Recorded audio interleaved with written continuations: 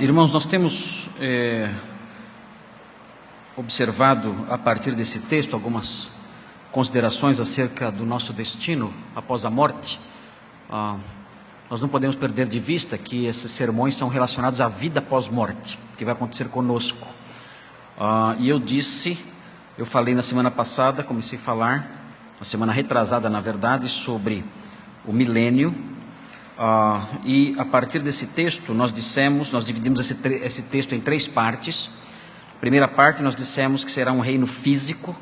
A partir dos versículos 1 e 2 nós concluímos isso, mas eu não cheguei a expor os versículos 1 e 2, mas sim fiz uma introdução a esses dois versículos, realçando a natureza histórica e física desse reino que aguardamos. E eu também falei para os irmãos acerca de uma outra vertente chamada amilenismo. Expliquei para os irmãos como essa vertente, quando essa vertente se instalou na história do pensamento cristão e o modo como ela se expandiu e hoje é uma forte corrente doutrinária no meio evangélico. Então nós dividimos o texto assim, os versículos 1 e 2, dizendo que será um reino físico, e aí com isso em mente, então eu falei sobre o amilenismo, a ligação entre reino físico e amilenismo, não tem como eu explicar de novo, então os irmãos terão que ver o sermão que já está publicado, para que entendam essa conexão entre a afirmação que haverá um reino físico e o modo como isso contraria a concepção amilenista. Os irmãos poderão ver no sermão que já está gravado, que já está publicado. Eu também disse que esse reino será um reino de conhecimento a partir do versículo 3. Esse reino do qual nós vamos participar desse reino. Não será somente um reino físico em Jerusalém e que se expandirá por todo o mundo quando o Senhor voltar, mas também será um reino de conhecimento. Isso está no versículo 3. E por último, com base no versículo 4, eu disse, já apresentando meu esboço para os irmãos, que esse reino será um reino de paz. Então, um reino físico, um reino de conhecimento e um reino de paz. Eu apresentei para os irmãos também na semana passada uma sequência cronológica acerca dos eventos que nos aguardam, a nós que somos crentes, os eventos que nos aguardam, quer estejamos mortos quando o Senhor voltar, quer estejamos vivos ao tempo da sua vinda.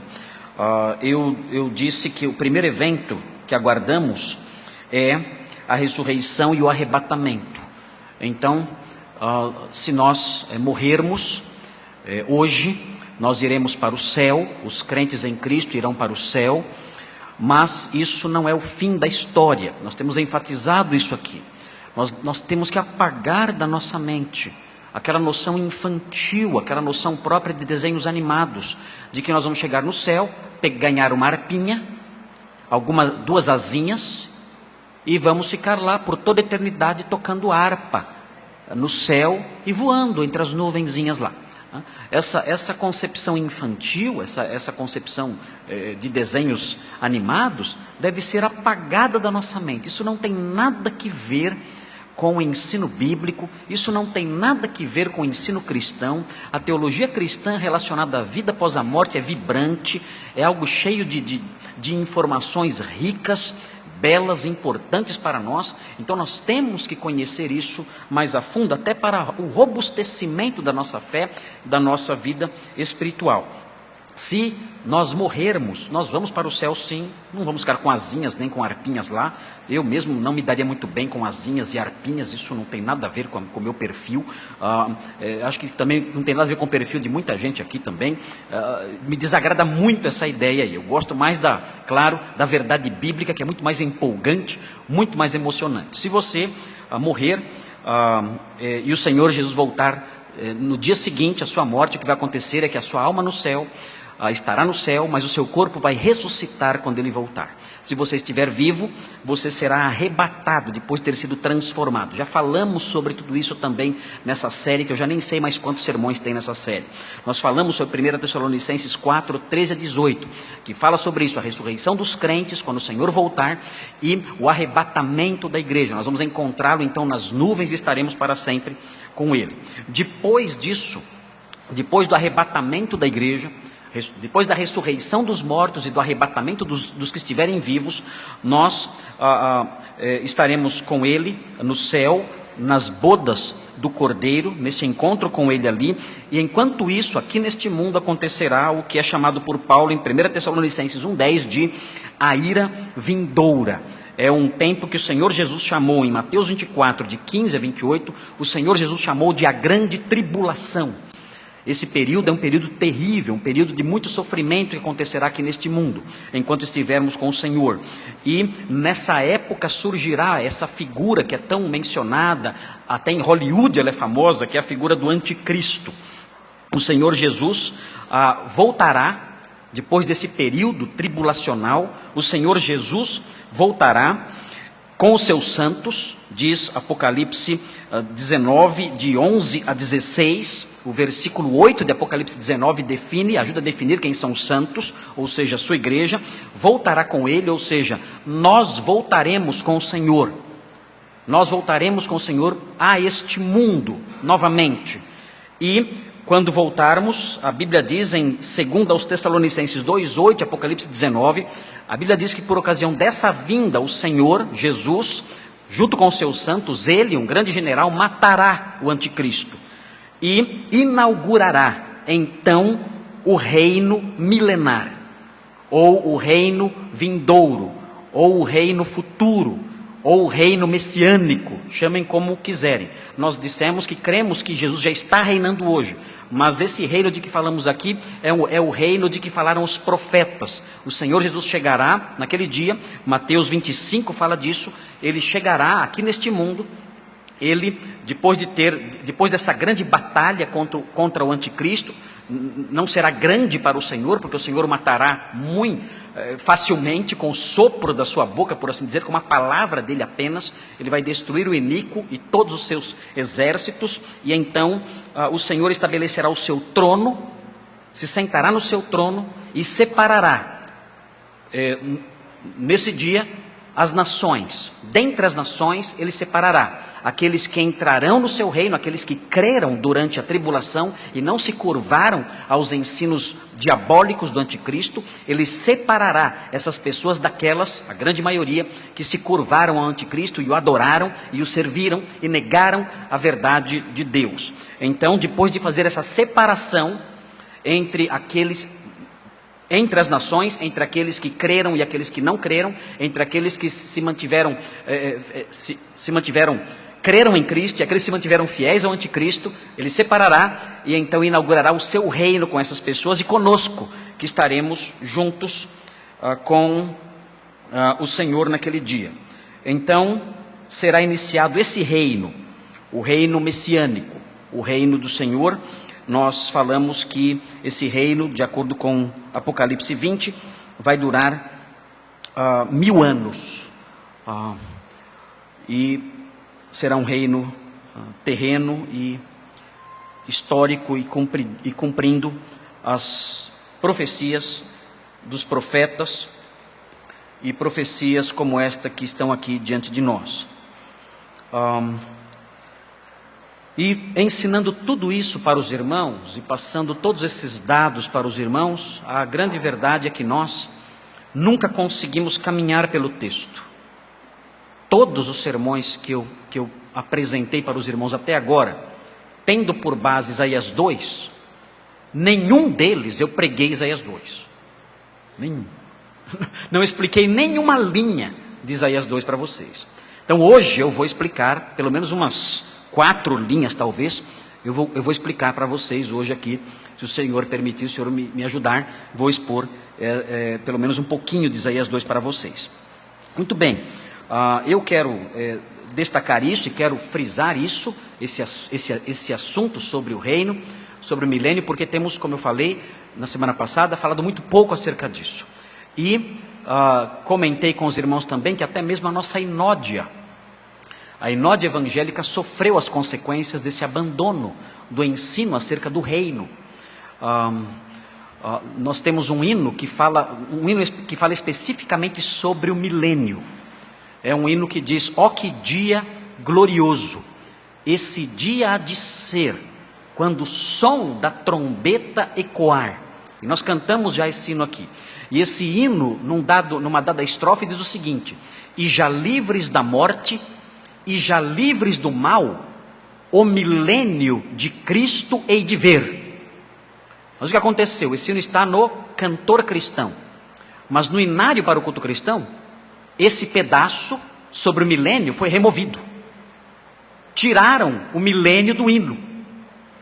Então permanece na mentalidade ou na teologia da inódia evangélica moderna, uma escatologia que se preocupa apenas com a salvação celeste, apenas com em ir para o céu. E isso está muito aquém da totalidade daquilo que nos espera. Nós vamos participar de um reino. Nós, ressurretos dentre os mortos, com os nossos corpos glorificados, incorruptíveis, nós vamos com esses nossos próprios olhos, nessa nossa carne, revestida de imortalidade, nós vamos contemplar o Rei, e vamos participar de um banquete com Ele. E Ele disse: eu não beberei mais, Ele disse isso quando Ele instituiu a ceia do Senhor, eu não beberei mais do fruto da videira, até o dia em que o beberei com vocês no reino de meu Pai. Então nós aguardamos esse dia, em que vamos beber do fruto da videira com o Senhor. Ele não bebeu nunca mais do fruto da videira, nunca mais Ele bebeu vinho.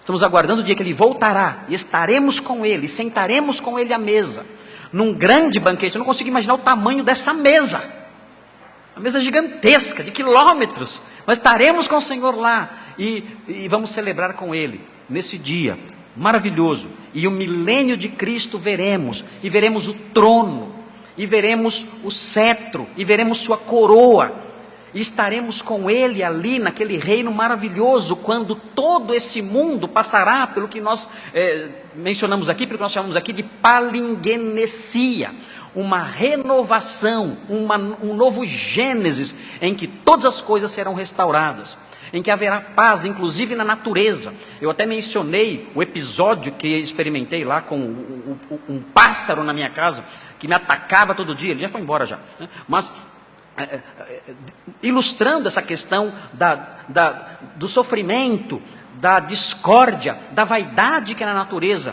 mas que tudo isso ficará para trás quando o Senhor reinar. Nós temos então que resgatar a nossa inódia, temos que resgatar o pensamento acerca desse reino maravilhoso. Eu pedi para o Daniel procurar hinos sobre o milênio no cantor cristão, para nós aprendermos. Os hinos que tem no cantor cristão, que é mais antigo, que falam sobre o milênio, são hinos esquecidos, não se cantam mais. E eu pedi então para o Daniel selecioná-los, e para que nós aprendêssemos, reaprendêssemos e cantássemos mais vezes, e cantássemos o Ó que dia glorioso no modo antigo, falando do milênio, para que esses ensinos fiquem na nossa mente, e tudo isso realce ainda mais a nossa esperança. Muito bem, nós dissemos também, começando, ou ensaiando para começar Isaías 2, nós dissemos também que o profeta Isaías, ele profetizou em Judá e em Jerusalém, entre os anos de 739 a 686 a.C., durante o reinado de 4 reis, Uzias, Jotão, Acás e Ezequias. Eu disse que durante o tempo em que ele profetizou, em que Isaías profetizou, Judá e Jerusalém passavam por um período de muitos avanços econômicos. Era um país rico, era uma cidade rica, havia prata, havia ouro na cidade, havia também uma grande força militar. Jerusalém e Judá, sob Uzias, foi uma potência militar, muitos carros, muitos cavalos, mas era um país em declínio espiritual. E depois que morreu o rei Uzias, surgiram ameaças ao norte. Eu mencionei para vocês que surgiu, por exemplo, na Síria, a ameaça do rei Tiglat-Pileser. E também em Israel, o reino ao norte de Judá, esse reino também começou a representar uma ameaça nos dias de Isaías. Então, quando essa profecia foi dada, Isaías falava a um povo que pertencia a um reino rico, mas um reino que estava sob ameaça, ameaça de potências, de forças internacionais. E além disso, um reino que estava em declínio moral. Então Isaías como que diz a esse povo o seguinte: vejam, vocês pensam que estão num reino feliz, próspero, vocês se enganam. Ainda que haja alguma prosperidade nesse reino, o fato é que há ameaças ao nosso redor, o fato é que há declínio moral acontecendo, mas haverá um dia em que um reino de verdade se estabelecerá. Um dia em Jerusalém um rei se sentará. E então sim, vocês conhecerão, Israel conhecerá, Judá conhecerá, o mundo conhecerá um reino sólido, um reino de verdade. E então vem a profecia de Isaías 2, nesse contexto histórico, em meio a essa realidade política, em meio a essa realidade social e espiritual. O texto diz então o seguinte: palavra que em visão veio a Isaías, filho de Amós, a respeito de Judá e Jerusalém. É muito importante que nós entendamos a primeira linha desse versículo. Palavra que em visão veio a Isaías. Por que é importante observar essa primeira linha? Porque essa primeira linha destaca a origem da profecia bíblica. De onde vem a profecia bíblica? A profecia bíblica, o que Isaías vai dizer aqui, não é algo que ele inventou. O que Isaías diz aqui não é algo com que ele sonhou, imaginou com a sua cabeça e saiu então escrevendo ou dizendo. Não. O que Isaías diz aqui é algo que lhe foi dado. É algo que lhe foi dado em visão. Nós não temos a explicação, aqui no texto, de como essa visão lhe foi passada. Os profetas antigamente eram chamados de videntes, por causa dessas visões. Hoje falar de vidente, a gente já lembra da mãe de Ná. Então é uma palavra que adquiriu uma conotação não muito boa. Então não dá para falar vidente hoje. Então nós falamos os profetas, mas eles eram chamados de videntes por causa dessas visões que eles tinham. E Isaías aqui teve essa visão. Nessa visão ele ouviu algo lhe foi dito nessa visão. Ele viu o quê? Ele viu um anjo. Ele viu ali uma manifestação do próprio Senhor, não sabemos, o texto não fala. Mas de qualquer modo, o que nós aprendemos aqui é que isso lhe foi passado, isso lhe foi dado, isso não se originou na sua imaginação, na sua criatividade. E por que é importante saber isso? É importante saber isso porque isso confere ao que ele vai dizer autoridade e certeza. Como é que eu sei que isso que está escrito aqui realmente vai acontecer? Como é que eu sei que isso que está escrito aqui é algo que merece a minha confiança, merece a minha fé, merece o meu crédito? É simples, isso não é criação humana. Essas palavras não decorrem da criatividade de alguém. Essas palavras provêm de Deus. Isaías teve uma visão celeste, uma visão divina, uma visão sobrenatural. E quando ele viu isso e ouviu essas palavras, ele então as registrou. É importante que os irmãos tenham em mente essa concepção bíblica da origem da profecia e reforcem isso com um texto que deve ser grifado na Bíblia dos irmãos, que está em 2 de Pedro. Em 2 de Pedro, abram suas Bíblias, 2 de Pedro 1, veja o que diz, 2 de Pedro 1, versículos 20 e 21. Abram suas Bíblias e vejam o que está escrito nesse trecho. O texto diz o seguinte, 2 de Pedro 1, 20 e 21. Por que as pessoas erram? Por que as pessoas não sabem viver? Por que as pessoas pensam coisas erradas, têm ideias erradas? Porque elas não têm uma bússola segura acerca da verdade. Quando nós aprendemos que a palavra de Deus, que a Bíblia, que o texto que está diante de nós é de origem divina, nós podemos olhar para ela com segurança, obedecê-la, fazer o que ela diz, crer no que ela diz e vivermos vidas corretas. Vejam aqui como esse texto fortalece essa ideia da origem divina da profecia bíblica. O texto diz assim, 2 de Pedro 1, 20, diz assim: sabendo primeiramente isto, que nenhuma profecia da Escritura provém de particular elucidação. Aqui a expressão particular elucidação é melhor explicada no versículo 21. ele prossegue: porque nunca jamais qualquer profecia foi dada por vontade humana. Ou seja, os profetas não inventaram ao seu bel prazer as profecias. E aí ele prossegue dizendo: entretanto, homens santos falaram da parte de Deus. O que eles disseram veio do próprio Deus, e eles falaram movidos pelo Espírito Santo. Esse é o processo de inspiração bíblica. Os homens de Deus falaram movidos pelo Espírito Santo. Eles não criaram aquilo que registraram. E por isso, nós podemos confiar plenamente naquilo que Zés vai dizer. Não são invenções dele. É a palavra de Deus sendo dita aqui. E ele prossegue, o texto diz, acerca de Judá e Jerusalém. Judá, o reino do sul, Israel, o reino do sul, na Palestina, e Jerusalém, a capital do reino. Notem bem, os versículos 1 e 2, conforme apresentei para os irmãos, realçam a literalidade do reino vindouro. Aqui, Isaías está falando de um reino real. Desculpem a redundância, mas um reino, parece uma redundância, mas não é. É um reino verdadeiro. Judá. Ele não está usando uma figura de linguagem aqui. O que ele vai dizer é acerca de um país real, palpável, histórico, que ocupa um espaço no mapa. E ele vai falar acerca de Jerusalém. Isso não é simbólico. A Jerusalém aqui não é uma Jerusalém celeste. Não é uma Jerusalém idealizada. Não é uma Jerusalém, uma espécie de Nárnia. Não é uma Jerusalém, uma espécie de Camelot, ou coisas desse tipo. Não. Ele está falando aqui a um povo que morava numa cidade real, num país real. E ele queria que esse povo real, dentro de uma cidade real, num país real, entendesse claramente a mensagem dele. Não estava com enigmas. Não estava usando uma linguagem figurada, com símbolos, não. Ele está se dirigindo a um país. Está se dirigindo a uma cidade. E ele quer que o povo dessa cidade entenda o que vai acontecer um dia com essa cidade.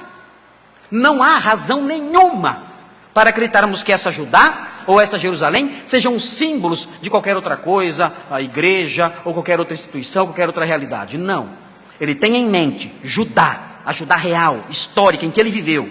E Jerusalém, uma cidade real, verdadeira, histórica, que existe ainda hoje. E vem então o versículo 2. Veja o que diz. Aí vem a visão referente a esses dois lugares reais, Judá e sua capital, Jerusalém. Diz assim: nos últimos dias, e aqui nós temos uma expressão escatológica. A expressão últimos dias, ela tem uma gama de significados.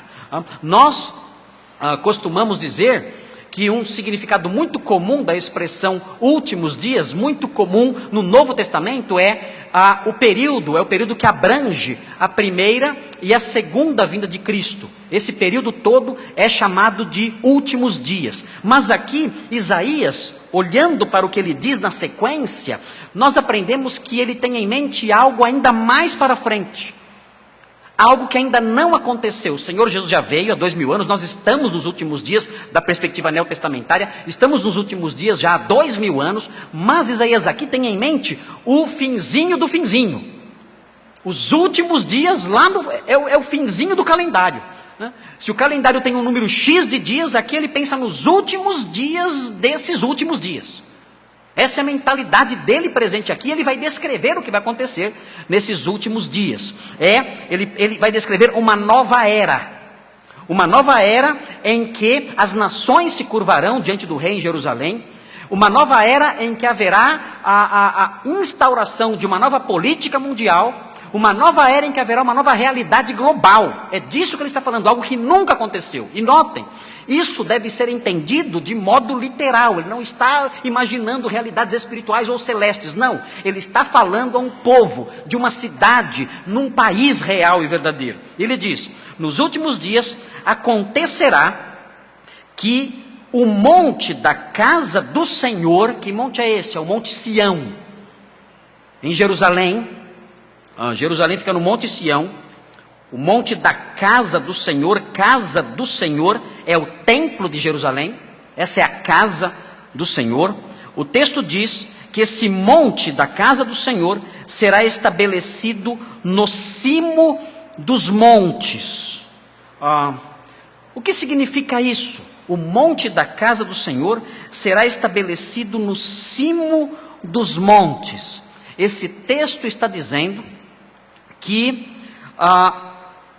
o lugar onde Jerusalém está construída vai ocupar uma posição de destaque. Na antiguidade, o fato de o templo de um Deus se situar no alto de uma montanha, isso transmitia a ideia de grandeza maior. Os irmãos já devem ter visto fotografias do Partenon em Atenas, na Grécia.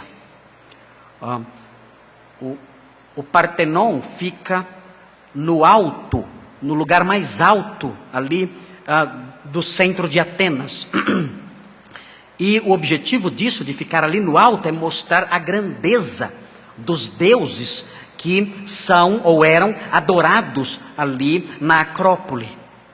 É um lugar bem alto em relação à Ágora. Os irmãos podem ver em fotografias essas imagens do Partenon, da Acrópole em Atenas. O templo construído no alto de uma montanha, mostrando com isso poder e grandeza. O mesmo acontece, por exemplo, em Corinto. O templo de Afrodite, em Corinto, fica no alto de uma imensa montanha, a Acrocorinto, ao pé da qual está a cidade antiga de Corinto. E lá no alto, então, há o templo de Afrodite, no topo dessa montanha, mostrando a grandeza dessa deusa. Então, aqui, nesse texto, nós vemos isso. Olha, acontecerá naquele dia que também o templo do Senhor, a casa do Senhor, o monte do Senhor, será mais alto e mais proeminente, acima de todos os demais montes, porque ele será dotado de uma honra, de uma grandeza, de uma força, de uma autoridade maior do que a de qualquer outro no mundo. Essa profecia, ela se refere especialmente à grandeza de Sião durante o reino de Jesus. Esse é um aspecto que a igreja esqueceu e deliberadamente rejeitou. A grandeza de Sião durante o reino vindouro. E o fato da igreja ter rejeitado isso trouxe algumas consequências que eu vou enumerar para os irmãos. Mas eu quero, neste ponto, destacar algumas outras passagens que mostram a grandeza de Jerusalém durante o reino. Vejam, acompanhem comigo, bem rapidinho, em Isaías 9. Vejam o que diz Isaías 9. Quero realçar isso, a grandeza de Sião durante o reino. Veja Isaías 9. Veja o versículos 6 e 7. Isaías 9, 6 e 7. Vejam o que diz. É um texto muito conhecido, os irmãos conhecem esse texto. Todo Natal a gente lê esse texto. Isaías 9, 6 e 7 diz assim: porque um menino nos nasceu, um filho se nos deu, o governo está sobre os seus ombros, e o seu nome será Maravilhoso Conselheiro, Deus Forte, Pai da Eternidade e Príncipe da Paz. E aí vem o versículo 7, que não se cumpriu. O versículo 6 já se cumpriu. O versículo 7 ainda não se cumpriu. Para que se aumente o seu governo, e venha paz sem fim sobre o trono de Davi e sobre o seu reino, para o estabelecer e o firmar mediante o juízo e a justiça, desde agora e para sempre. O zelo do Senhor dos Exércitos fará isso. Essa parte da profecia não se cumpriu, apontando para a grandeza do reino de Davi. Vire as páginas da sua Bíblia, ainda em Isaías, veja Isaías 60. Isaías 60, mostrando a grandeza de Sião durante o reino. Isaías 60 pinta um quadro magnífico sobre Jerusalém nos dias do reino do Messias. Vejam Isaías 60, vejam o versículo 1, eu vou ler até o versículo 5. Vejam o que diz: dispõe-te e resplandece. Eu lembro quando era garoto, quando um pastor fazia aniversário, a sociedade de senhoras comprava um cartão e escrevia esse versículo para o pastor: dispõe-te e resplandece, porque já vem a tua luz. E o pastor: nossa, eu tenho que me levantar e resplandecer, como é que eu faço isso? Eu não tenho a menor ideia. E nem a senhora tinha a menor ideia de como é que o pastor podia levantar e resplandecer, porque isso não tem sentido nenhum quando aplicado a um pastor. E era bonito, era lindo, O pastor: nossa, vou me levantar e vou me resplandecer. Mas não tem sentido nenhum quando aplicado a um pastor. E as mulheres então acho que perceberam isso e pararam. Eu pelo menos nunca recebi nenhum cartão das senhoras aqui escrito dispõe-te e resplandece. Nunca recebi esse cartão. Mesmo porque isso não se aplica a pastor nenhum. Isso se aplica a Jerusalém messiânica, a Jerusalém do reino vindouro.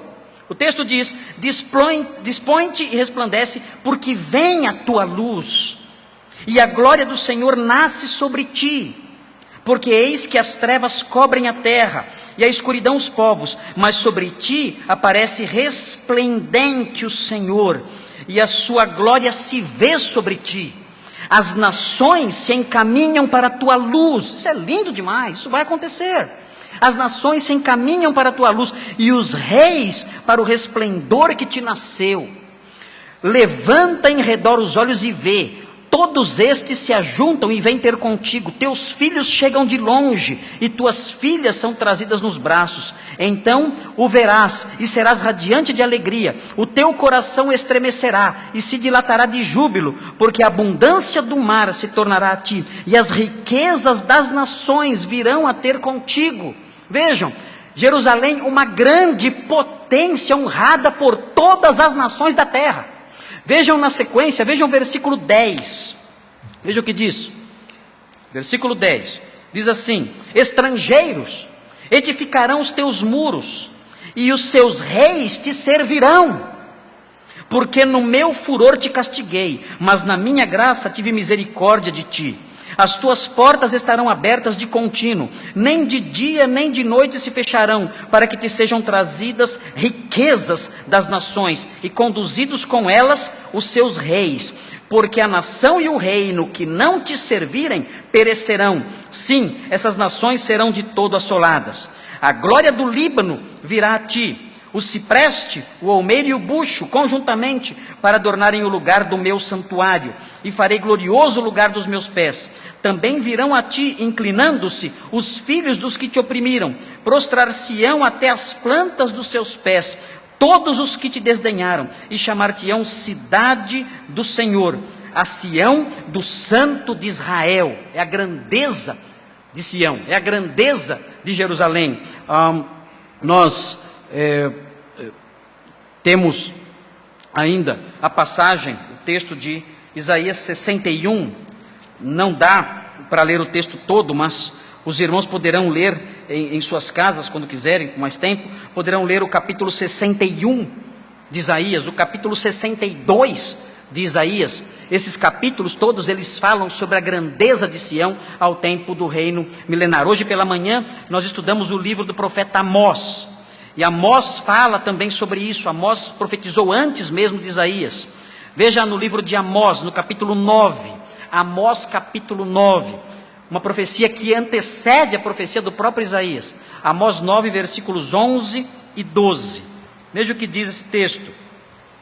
Diz assim, é um trecho que foi repetido no Novo Testamento, em Atos 15. O texto diz em Amós 9, versículos 11 e 12: naquele dia, uma referência ao reino, levantarei o tabernáculo caído de Davi, e repararei as suas brechas, e levantando-o das suas ruínas, restaurá-lo-ei como fora nos dias da antiguidade, para que possuam o restante de Edom e todas as nações que são chamadas pelo meu nome, diz o Senhor que faz estas coisas.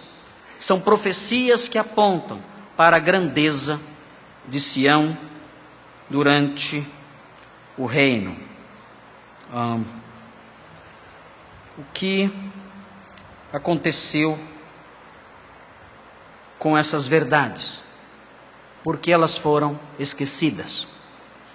Por que a restauração de Israel? Por que os dias gloriosos reservados para Jerusalém saíram dos nossos hinos e saíram das nossas pregações? Isso aconteceu ao longo de um processo lento. Eu já falei para os irmãos acerca da teologia oficial proposta por Eusébio de Cesareia. Falei sobre o que aconteceu também na Igreja Antiga, através do ensino de Agostinho de Hipona também.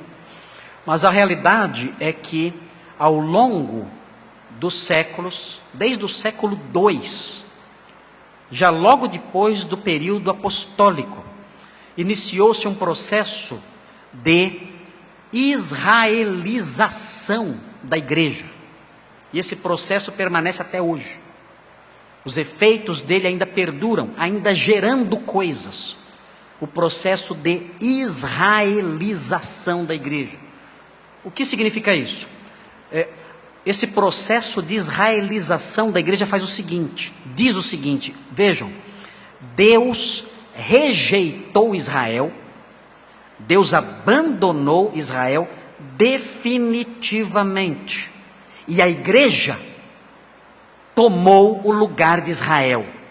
Então, agora, a igreja é o Israel de Deus, e todas essas profecias que falam sobre Israel, elas vão se cumprir ou se cumprem na igreja e devem, portanto, ser interpretadas num sentido espiritual. Então, quando fala de Sião, isso significa a igreja. Quando fala das nações servindo, Sião significa então a igreja se expandindo e evangelizando todos os povos. Então há sentidos espirituais atribuídos a esses textos. E a glória e a grandeza futuras reservadas a Israel, conforme aprendemos na profecia veterotestamentária, isso tudo foi deixado de lado. Quais são as implicações disso? Eu enumerei algumas delas e registrei no livro que eu escrevi há algum tempo atrás, A Prática da Igreja de Deus. Na página 27, eu quero mostrar para os irmãos como isso influenciou a igreja hoje, como isso influenciou a igreja ao longo dos séculos, essa israelização da igreja. A igreja é Israel, o Israel étnico, a nação de Israel, foi rejeitada por Deus, Deus a abandonou, e as promessas agora pertencem a nós e não a Israel. O que isso gerou? Em primeiro lugar, coloquei aqui na minha lista, isso gerou o apoio à preservação de uma igreja estatal, já que Israel era um estado teocrático nos tempos do Antigo Testamento. Então, a ideia de uma igreja estatal procedeu disso. Israel era um estado, a igreja agora é Israel. A igreja então deve então se envolver nessas questões de estado. Devemos então dar apoio a uma igreja estatal, e passou então a existir na história igrejas estatais. Uma segunda consequência disso, a negligência, isso foi destruidor. Isso é um dos preços mais altos que foram pagos já no século II. A negligência notável, já nos escritos dos pais apostólicos no século II, do evangelho ensinado no Novo Testamento, que realça a salvação pela fé somente. É assustador quando nós lemos os pais da igreja no século II, o quanto eles negligenciam o ensino acerca da salvação pela fé somente. Eles não se apegam ao ensino da justificação pela fé somente. Em vez disso, há uma soteriologia baseada na prática da lei moral exposta no Antigo Testamento. A salvação, quando nós lemos os pais da igreja do século II, a salvação é obtida através da observação da lei moral, porque a igreja é Israel. E se a igreja é Israel, ela deve observar a lei mosaica, caso ela queira ser salva. E isso aparece nos escritos dos pais do segundo século, e existe então um afastamento da teologia paulina, uma teologia que não tem nada a ver com as noções de soteriologia judaístas ou judaizantes. Terceiro lugar, isso aqui afetou todo mundo. O que vem agora afetou todo mundo, batistas, presbiterianos, pentecostais, católicos, não sobrou ninguém. Todos foram afetados por isso. Vejam, a construção de santuários majestosos. A construção de santuários majestosos comparáveis ao templo de Jerusalém, onde possam ser praticados os atos sacerdotais cristãos assimilados do culto levítico. Eu quando eu era garoto, eu não me lembro de uma igreja que não estava construindo um grande templo. E quando construía o templo, e acabava o templo, então tinha o culto de consagração do templo. E todos iam lá e o templo era consagrado. Como é que se consagra um templo? Eu não faço a menor ideia. Então você tem que inventar alguma coisa. Talvez uma oração forte, uma reza braba, uma coisa assim. Talvez hinos bem bonitos. Não sei como é que se consagra um templo, mas tinha que ser feito isso. E consagrava então o templo. E o templo então ficava se tornava um santuário. E ali dentro daquele santuário, ali você não podia fazer uma série de coisas. Você não podia conversar dentro do santuário. Você não poderia praticar, você não podia subir no púlpito, que era o santo dos santos. Ali só o sumo sacerdote, o pastor batista podia subir. Porque ele era o sacerdote consagrado. E podia então subir no santo dos santos para pregar. Eu fui numa igreja em que o santuário era tão sagrado que quando acabava o culto as pessoas não podiam conversar dentro dele. Havia o conceito de que conversar profanava o templo. Eu não sei de onde tiraram isso também. Conversas acabam profanando o lugar. Não sabia disso. Mais uma invenção evangélica, mais uma superstição evangélica. Então quando acabava, o visitante não sabia, começava a conversar, os membros todos ali, quieto, não pode falar aqui, isso é profanar o santuário. Aí levava o visitante até para fora, abria a porta, saía, agora pode falar. Mas por que não podia falar lá dentro? Não, porque lá é o santuário. Eu fico imaginando como é que as faxineiras faziam quando limpavam aquilo durante a semana. Tinha que ser faxineira muda. Ou então de fazer um voto de silêncio. Que eu já vi faxineira junto, limpando a igreja, e elas conversam muito.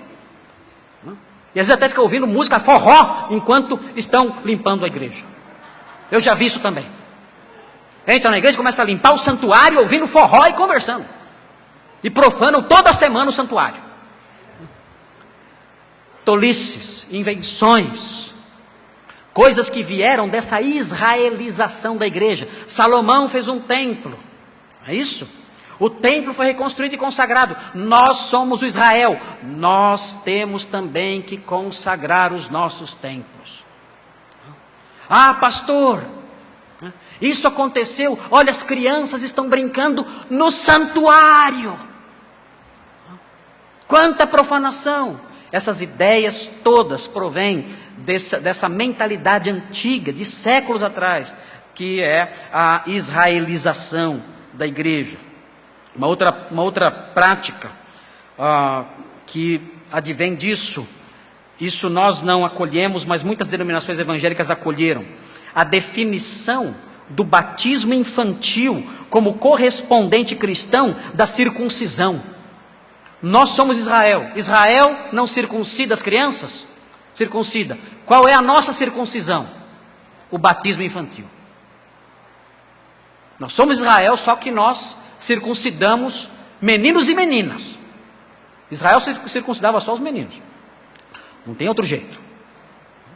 Os cristãos circuncidam meninos e meninas. Como? Através do batismo infantil. Tem aqui a epístola de Cipriano, a epístola 53, escrita a Fido, sobre o batismo de crianças, numa obra muito conhecida chamada Os Pais Antinicenos, no volume 5. E ele fala sobre o entendimento de que o batismo da criança deveria acontecer no 8º dia de vida. Por quê? Isso as denominações que praticam o batismo infantil não observam. Mas naqueles dias, os dias de Cipriano, o batismo da criança tinha que ser feito no 8º dia. Por quê? Porque a circuncisão, de acordo com a lei levítica, acontecia no 8º dia. Na realidade, a meu ver, o batismo infantil é apenas mais um reflexo da mentalidade que israelizou a igreja. Não há outro fundamento para o batismo infantil, além desse. Outra coisa, a transformação da ceia do Senhor num sacrifício sangrento, a transubstanciação. Na Igreja Católica, a ceia do Senhor é um sacrifício. Na Igreja Católica, o que acontece durante a missa é um sacrifício real, sangrento. Eles creem que Jesus realmente morre sobre o altar durante a missa. Esse sacrifício é realizado continuamente por um sacerdote. O ministrante, a pessoa que realiza esse sacrifício, o padre, ele é um sacerdote. De onde isso vem? De onde nós temos a figura de sacerdotes? Isso vem do culto israelita, do culto levítico. O padre é um sacerdote. Na igreja evangélica, o sacerdote é o pastor. Vocês já perceberam que só o pastor pode fazer a ceia? No meio evangélico? Só o pastor. Por quê? Quem disse que só o pastor pode ministrar a ceia? Quem inventou isso? De onde vem essa ideia? Soube já de igrejas sem pastores, em lugares distantes, queriam celebrar a ceia, tinham que trazer um pastor que viajava 4, 5, 6 horas para ir até aquela igreja para dar a ceia, porque só pastor podia dar a ceia. Por quê?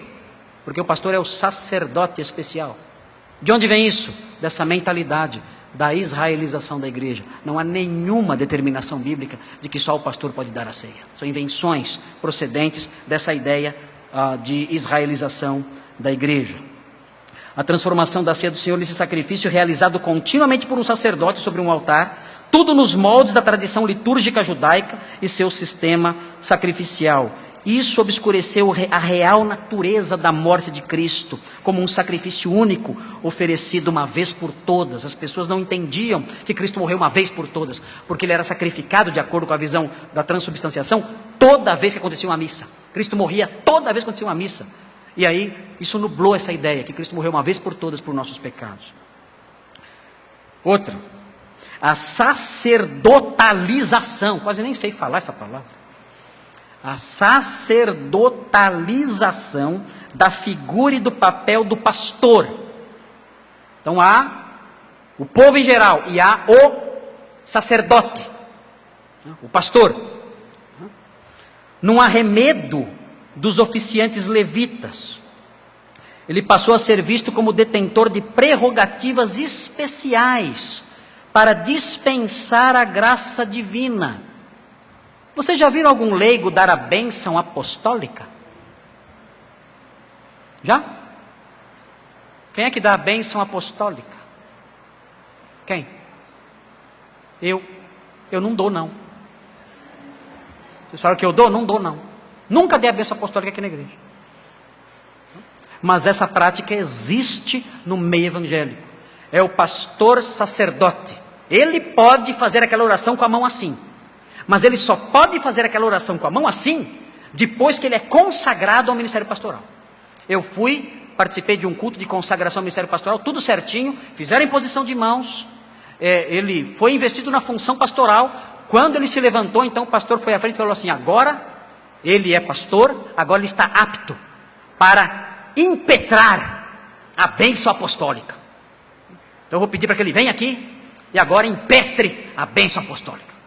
Então o novo sacerdote foi lá, primeira vez, um momento marcante, um momento de lágrimas nos olhos, né? Aquele grande momento em que ele podia fazer oração fazendo assim. e repetir: que a graça de nosso Senhor Jesus Cristo, o amor de Deus Pai, a comunhão do Espírito Santo seja com todos vós, e assim por diante. Essa é a bênção apostólica, só o pastor pode dar. Se eu chamar aqui alguma irmã, algum jovem, e pedir para que faça essa oração, não pode, só eu posso. De onde tiraram isso? De onde? De onde isso vem? Isso vem da israelização da igreja. O pastor é um bispo, é um sacerdote. O pastor ou o bispo é um sacerdote. E ele então tem esse direito, essa prerrogativa. Ele pode dar a ceia, eu posso, vocês não podem. Eu posso ministrar a ceia, eu posso, vocês não podem. Quem disse isso? Eu posso batizar, vocês não podem, eu posso. Vocês não podem. Vocês podem querer, não deixo. Eu posso, vocês não. Invenções. Invenções que colocaram a figura do bispo acima dos demais. E colocando a figura do bispo acima dos demais, isso, ao longo do processo histórico, gerou, sabe o quê? O bispo dos bispos. O sumo sacerdote. Sabe como ele chama? Papa Chiquinho.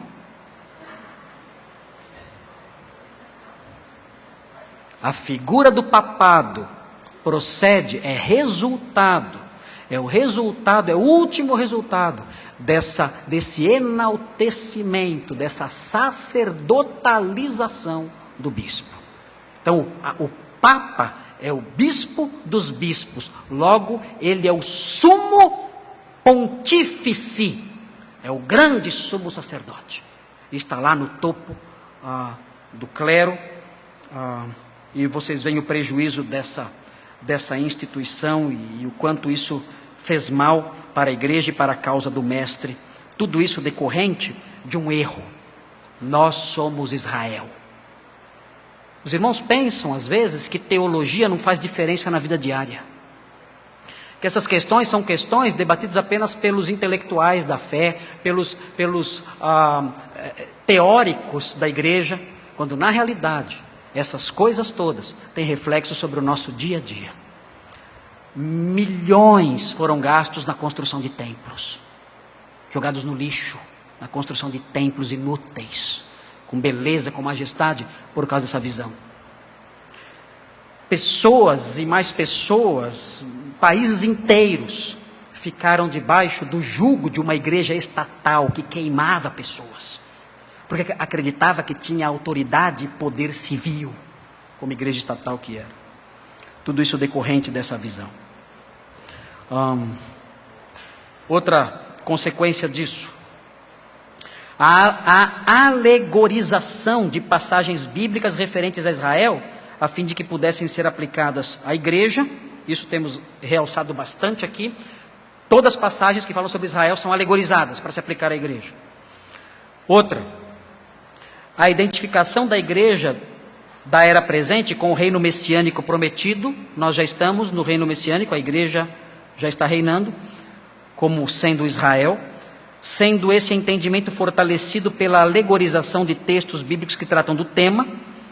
Essa identificação foi a base para o surgimento da teocracia medieval, com suas aspirações de uma igreja onipotente. Na Idade Média, surgiu a figura, por exemplo, de Gregório VII, Inocêncio III. Esses homens disseram: eu sou o grande pontífice, nós somos o Israel de Deus e vamos cumprir essas profecias de fazer as nações nos servirem. E então esses papas foram grandes estadistas que tentaram fazer com que o poder da igreja chegasse aos rincões mais distantes da terra, quiseram dominar o mundo. Na figura de Inocêncio III, a igreja praticamente dominou o mundo. E é claro, tudo isso corrompeu a igreja, dando ensejo posteriormente à reforma protestante. Um outro resultado: nós somos Israel de Deus. Israel guarda algum dia? Ou não? Israel guarda o sábado. Nós não guardamos o sábado, nós somos Israel de Deus, mas nós guardamos o domingo. Guardamos o domingo. Esse é o nosso dia santo. Amém? Amém nada. Amém nada. Quem disse que o domingo é dia santo? Não, nós não observamos dia nenhum. Nós fomos libertos de qualquer superstição ligada à observância de dias. O apóstolo Paulo condena os galateus porque eles faziam isso, observavam dias. O apóstolo Paulo condena os colossenses porque eles faziam isso, seguindo ensinamentos gnósticos. Eles faziam isso, observavam dias. Nós não temos dias santos. Mas na israelização da igreja entrou essa ideia. O domingo é o sábado cristão. Que lindo, hein? Por que o domingo é o sábado cristão? Porque Jesus ressuscitou no domingo. Mas e daí? Que tem a ver uma coisa com a outra? Não é assim. Não faz sentido nenhum.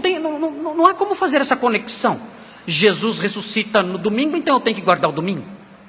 Isso não existe na Bíblia, não há esse ensinamento na Bíblia. O apóstolo Paulo fala, se alguém quer guardar algum dia, guarda. Se não quer guardar, não guarda. Romanos 14 deixa isso claro. Isso vai da consciência, dos escrúpulos pessoais de cada um. Se alguém guarda um dia, se quiser guardar, para o Senhor o faz. Se não quiser guardar, para o Senhor o faz também. Mas nós não podemos julgar as pessoas e impor os nossos escrúpulos pessoais às pessoas. Isso você tem que ter para você mesmo. O fato é que não há nenhum ensino neotestamentário dizendo que eu tenho que observar ou guardar um dia santo. Isso não existe. Isso é procedente da ideia de israelização da igreja. Quando eu era garoto, meu avô pensava assim, domingo é o dia santo. E eu queria jogar bola no domingo. Não podia. De jeito, eu tinha que assistir o programa Um Pouco de Sol, do pastor Rubens Lopes. E era uma delícia um pré-adolescente assistir o pastor Rubens Lopes. Ele falava 10 palavras, eu não entendia nenhuma. Não entendia nada do que ele falava.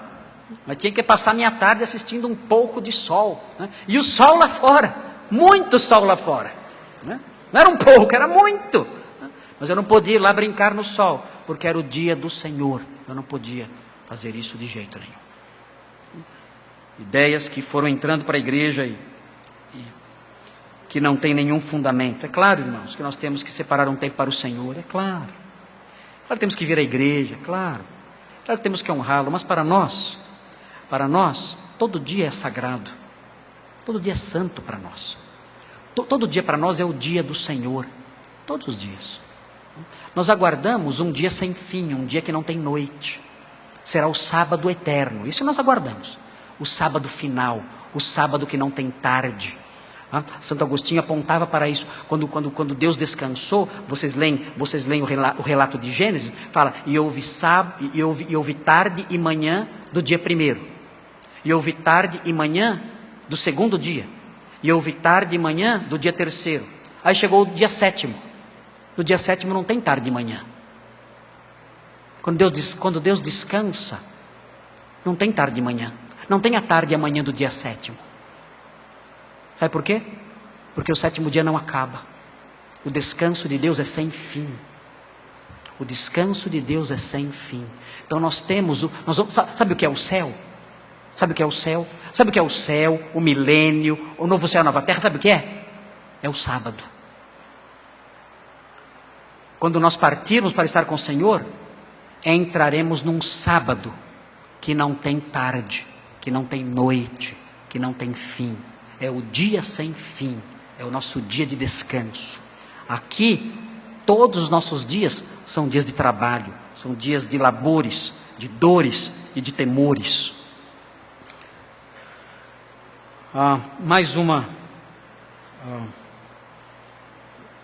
Mais um ensino decorrente da israelização da igreja. A imposição da obrigação do dízimo. A imposição da obrigação do dízimo. O dízimo judaico aos crentes como um dever legal. Há igrejas que, se a pessoa não der o dízimo, ela é expulsa da igreja. Há igrejas que têm uma lista com o nome das pessoas. E eles preenchem um quadradinho. Então todo mundo vê se você está sendo fiel à lei de Deus. E no envelope está escrito assim: trazei todos os dízimos aonde? À casa do tesouro. Onde é a casa do tesouro? É o templo que foi consagrado, você esqueceu? O templo foi consagrado, ali é a casa do tesouro. Então traga o dízimo à casa do tesouro para que haja mantimento em minha casa. Então o dízimo se torna uma obrigação cristã, quando o Novo Testamento nunca ensinou isso. Isso é mais uma vez uma expressão da israelização da igreja. É claro, nós os crentes sabemos das nossas responsabilidades. Claro que quando nós vemos necessidades na igreja, nós queremos cooperar. E temos sido fiéis nisso. Vários irmãos aqui na igreja, muitos irmãos aqui na igreja, mensalmente trazem suas ofertas. Sem isso a igreja não se sustentaria. Sem isso a igreja não poderia prosseguir. E essa era uma prática das igrejas antigas. Elas faziam isso, traziam suas ofertas para suprir as necessidades dos ministros, para suprir as necessidades dos irmãos carentes, para suprir as necessidades da igreja. Isso era feito, mas isso era feito não como uma obrigação legal, como obrigação levítica, como parte da lei mosaica. Não, isso era feito espontaneamente, livremente. O Senhor concedia graça à sua igreja e tocava no coração do seu povo. E o seu povo então, movido por aquele toque de graça e de generosidade, o seu povo então se mobilizava e trazia recursos para suprir necessidades muito maiores às vezes do que a porcentagem imposta pela lei levítica. O apóstolo Paulo fala que os crentes da Macedônia deram além das suas posses para suprir a necessidade da igreja de Jerusalém. Deram além das suas posses e eram pessoas pobres. E ele fala que isso aconteceu porque a graça de Deus se manifestou na vida deles, não por imposição da lei mosaica, não por imposição de princípios levíticos. E é isso que deve acontecer no nosso meio. Os irmãos devem trazer as suas ofertas, não por imposição legal, não por sermos o Israel debaixo da lei mosaica, não, mas como resultado da ação de Deus no coração dos irmãos, a ação livre de Deus, de modo que essa oferta seja uma oferta espontânea, alegre, generosa, dada de boa vontade, movida, realizada por causa da ação do agir de Deus no coração de vocês, que move esse mesmo coração, que moverá esse mesmo coração para realizar esse ato, mas não por imposição da lei mosaica ou outras coisas semelhantes, como a profecia de Malaquias. Outra implicação da israelização da igreja: a apropriação por parte da igreja das promessas de bênçãos materiais feitas a Israel.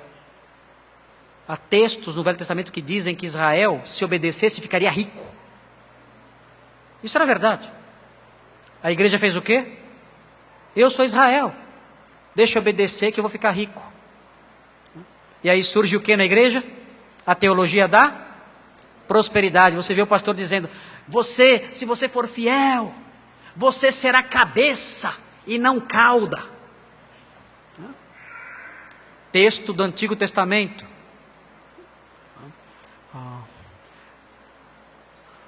Deuteronômio 28.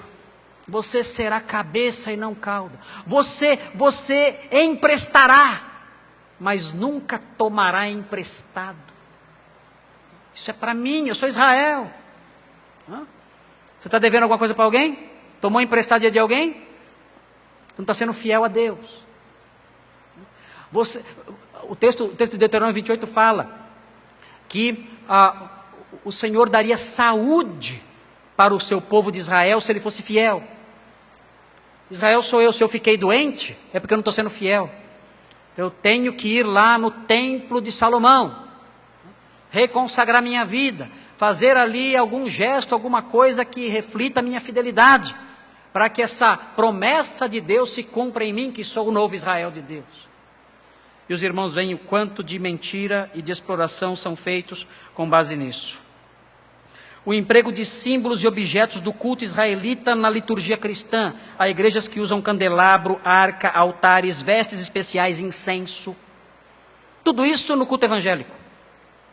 Já vi igrejas que tem lá um candelabro, pastor usando um manto sacerdotal, incenso, a arca da aliança. Você pode comprar uma arca da aliança, inclusive, como é que chama aquela rua famosa? Na Conde de Sarzedas. Você pode comprar uma arca da aliança e ser abençoado por essa arca da aliança. Você é o Israel de Deus. E tudo isso pertence a você. A mais recente é a atribuição do título de levita aos componentes dos grupos de louvor. Grupo de louvor antigamente eram os jovens que estavam aqui, agora não, são levitas. Outro dia me disseram, eu estava no hospital, uma enfermeira, eu perguntei para a enfermeira, você é crente? Ela falou assim, pastor, eu sou levita. Eu quase levitei da cama na hora, com essa informação. Você é levita? Eu nunca tinha visto um levita antes. É a primeira vez. Eu pensei que só os homens podiam realizar as funções no templo como levitas. Não, eu sou levita. Os levitas recebiam os dízimos, não recebiam? Essa parte não. Os dízimos ficam aqui mesmo, não vão para os levitas. De onde tiraram essas coisas? De onde tudo isso vem? Vem dessa mentalidade da israelização da igreja. Quanto custou para nós esquecermos de Sião? Esquecemos a glória de Sião. Esquecemos que o Senhor ama o seu povo Israel, a descendência de Abraão. Em Romanos, no capítulo 11 de Romanos, o apóstolo Paulo diz que Deus não rejeitou o seu povo. Vejam Romanos 1. Romanos 11, versículo 1. Romanos 11, 1.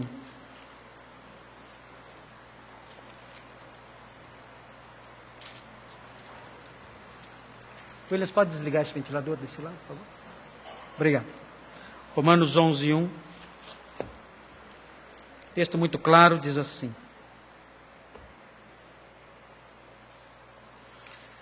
Pergunto, pois, porventura Deus terá rejeitado o seu povo? O povo de Israel? Resposta. Qual é a resposta aqui em grego mesmo? Lembram disso? De modo nenhum. Megenoito. De modo nenhum. Vocês já aprenderam a falar grego aqui. Já ensinei várias vezes essa expressão para vocês. Vocês tinham que ter falado na hora que eu perguntei. De modo nenhum. Megenoito. De maneira nenhuma. Deus não rejeitou o seu povo. E a prova disso, diz o apóstolo Paulo, eu também sou israelita da descendência de Abraão, da tribo de Benjamim. Eu sou israelita. Deus não rejeitou o seu povo. A prova disso sou eu. E o texto prossegue em Romanos 11, quando o apóstolo Paulo escreve nos versículos 25 a 27. Porque não quero, irmãos, que ignoreis este mistério. Agora ele vai revelar o mistério. Para que não sejais presumidos em vós mesmos. Não se orgulhem achando, eu tomei o lugar de Israel. Não presumam isso, não sejam orgulhosos. E ele diz, veio endurecimento em parte a Israel. Muitos se converteram. Mas veio endurecimento em parte a Israel. Até que haja entrado a plenitude dos gentios. O endurecimento é temporário. Quanto tempo vai durar? Até que haja entrado a plenitude dos gentios. O que é a plenitude dos gentios? Até que todos os gentios eleitos sejam salvos. Até que o número de gentios salvos se complete. Até que o número de gentios que Deus separou para a sua glória se complete.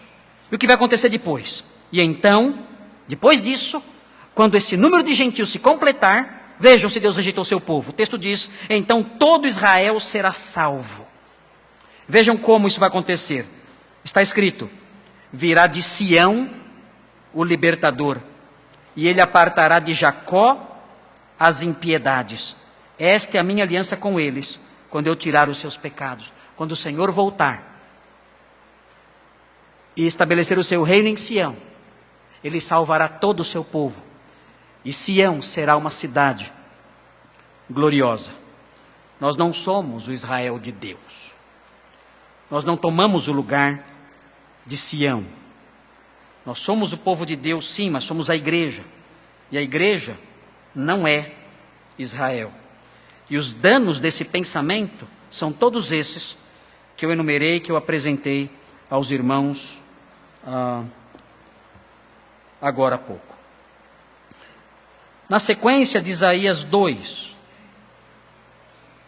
e vamos terminar já. O texto diz o seguinte, Isaías 2, na sequência, ainda realçando a literalidade do reino milenar. Nos últimos dias acontecerá que o monte da casa do Senhor será estabelecido no cimo dos montes e se elevará sobre os outeiros, e para ele afluirão todos os povos. O que significa se elevará sobre os outeiros? Essa é a próxima expressão que aparece aqui no versículo 2. Nós temos que compreender essa profecia olhando para Zacarias 14. Observem Zacarias 14, estamos chegando ao fim. Hoje eu vou pregar só os versículos 1 e 2. Zacarias 14. Vejam o versículo 8. Veja o que vai acontecer no reino messiânico. Zacarias 14. Diz o seguinte: são grandes mudanças topográficas em Jerusalém. Diz assim: naquele dia também sucederá que correrão de Jerusalém águas vivas. Tudo isso é literal. Não há como você espiritualizar isso e dar um sentido espiritual ou alegórico a isso aqui. Correrão de Jerusalém águas vivas, metade delas para o mar oriental. Vejam, há detalhes geográficos. Isso mostra a literalidade do texto, há detalhes geográficos. E a outra metade até ao mar ocidental. No verão e no inverno sucederá isso. Há detalhes geográficos, há detalhes ligados ao tempo, à época do ano. Tudo isso é literal, tudo isso acontecerá na história. É por isso que o profeta dá esses detalhes tão específicos. Você não pode interpretar isso alegoricamente. Se você fizer isso, você vai cair nas invenções, na mera criatividade hermenêutica. Versículo 9. O Senhor será rei sobre toda a terra, é o que temos destacado. Naquele dia, um só será o Senhor, e um só será o seu nome. Vejam agora o versículo 10, que se relaciona com o versículo 2 do texto de Isaías 2. Toda a terra se tornará como a planície de Geba a Rimon.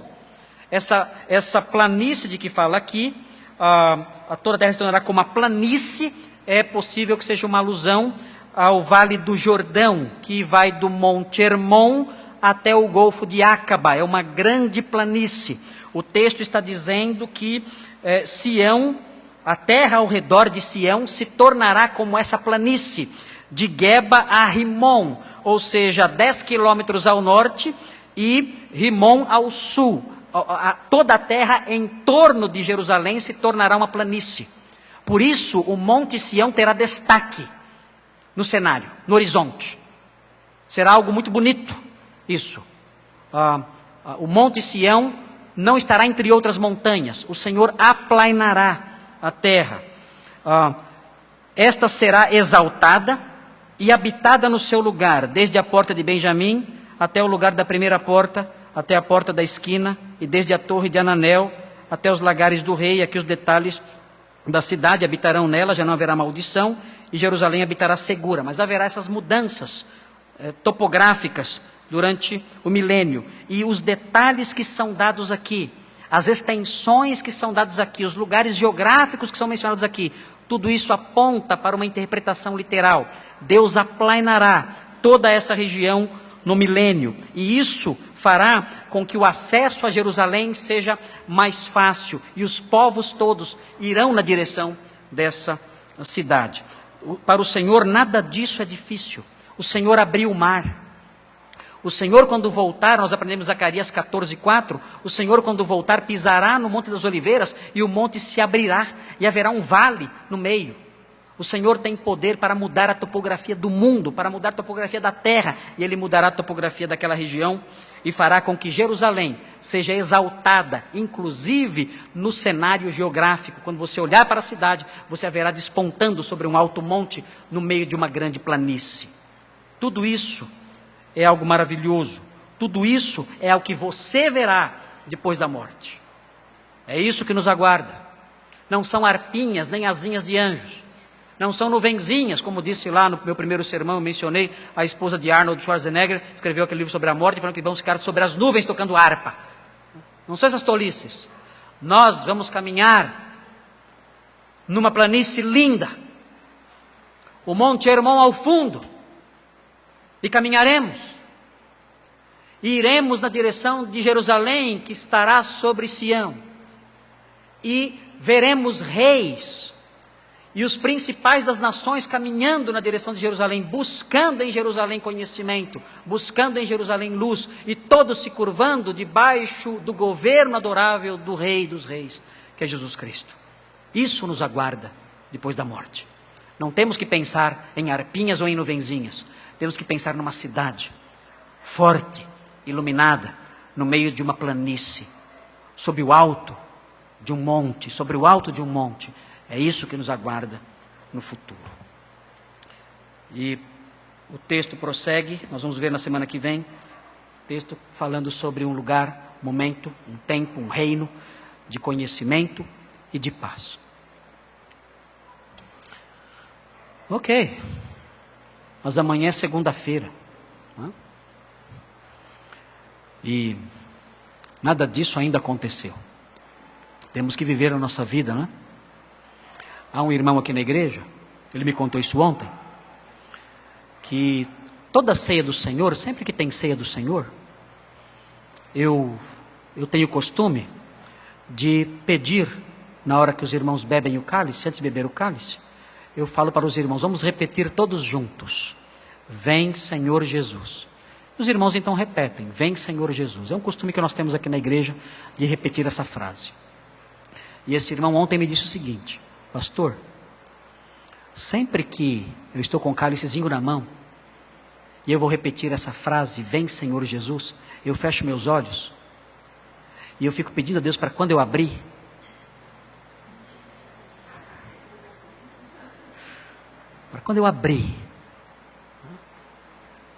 tudo isso começou. A transformação, diz a Bíblia, o arrebatamento acontecerá num abrir e fechar de olhos. Ele fala, então eu rogo a Deus, eu falo, vem Senhor Jesus, eu fico torcendo, para quando eu abrir os olhos, eu esteja já numa nova realidade. É o que eu mais anseio na minha vida, é abrir os olhos um dia, quando eu repetir essa frase junto com os meus irmãos, eu abrir os olhos e dizer, vem Senhor Jesus, e abrir os olhos, e estar nessa nova e linda realidade, e começar então a desfrutar de todas essas coisas que nós temos aprendido, de todas essas aventuras, de toda essa glória que nos está reservada na vida além. Como eu anseio por isso. Eu fecho meus olhos e espero. Quando eu abro, o Senhor continua lá. Que decepção. Mas um dia eu sei, eu vou abrir meus olhos e toda a realidade terá se transformado. Mas enquanto isso não acontece, o que fazemos? Bem,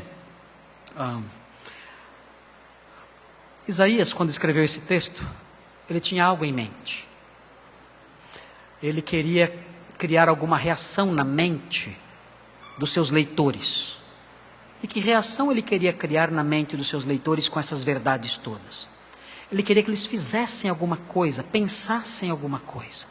Está dizendo, olha, vejam o reino que nos aguarda.